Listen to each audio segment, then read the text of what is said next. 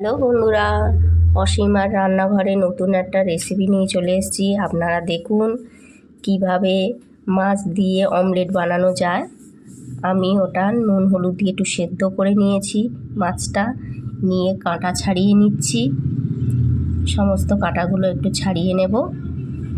ছাড়িয়ে নেওয়ার পর ওটা একটা বড় পাত্রে নিয়ে নেব। কাঁটা যাতে একদম না থাকে সেটা একটু দেখে নেবেন। খুবই ভালো খেতে হয়, আপনারা একবার বাড়িতে ট্রাই করবেন। খুবই সুস্বাদু খেতে হয়।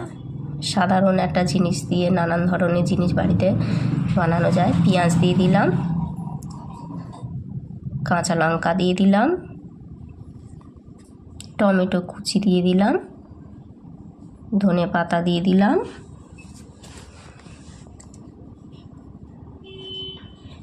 তারপরে দেব হাফ চামচ একটু হলুদ দিয়ে দিলাম। তারপরে দেব আরও হাফ চামচ জিরের গুঁড়ো। তারপরে দিলাম হাফ চামচ গুঁড়ো লঙ্কা দেওয়ার পর এবারে দেব নুন পরিমাণ মতো, যে যেমন খাবেন সেরকমই নুন দেবেন। চিনি 1 চামচ, তারপরে দেব আধা চামচ একটু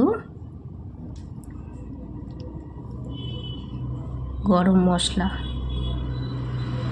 মশলা দেওয়ার পর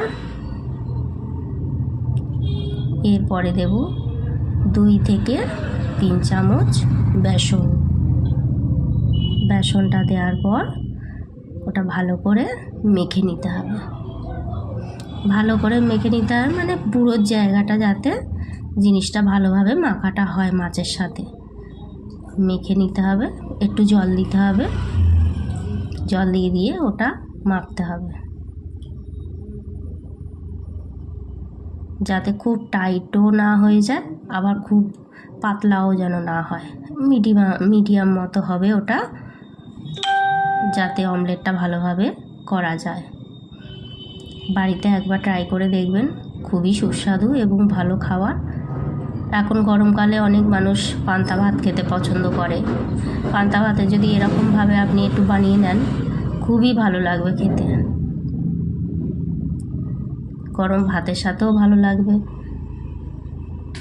এবং বাচ্চারা খেতে চায় না, নানান ধরনের সবজি টবজি বা মাছ ফাছ খেতে চায় না, এইভাবে বানিয়েও দিতে পারেন, বাচ্চারাও খেতে পছন্দ করবে। দেখুন আমি কড়াতে দিয়ে দিয়েছি। খুব সুন্দর করে দিতে হবে যাতে না ভেঙে যায় জিনিসটা। উল্টে দিলাম, দেখুন কত সুন্দর দেখতে হয়েছে, ভেঙেও যাচ্ছে না। খুবই ভালোভাবে ভেজে নিতে হবে ওটা অল্প আঁচে।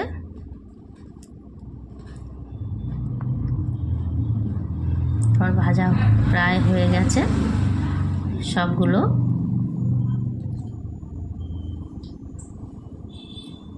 এত সুন্দর দেখতে হয়েছে, আপনারা বাড়িতে ট্রাই করে দেখবেন। আর ভালো লাগলে সাবস্ক্রাইব করে দেবেন। খুবই সুস্বাদু খেতে হয় এটা।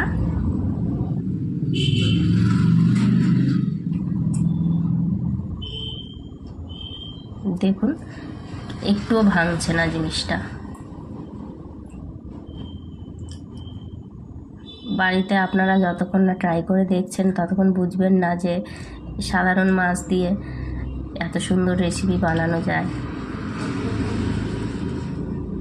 আপনারা ভালো লাগলে সাবস্ক্রাইব করে দেবেন। ধন্যবাদ। এই অবধি আমার রেসিপি আজকের মতো, আবার কালকে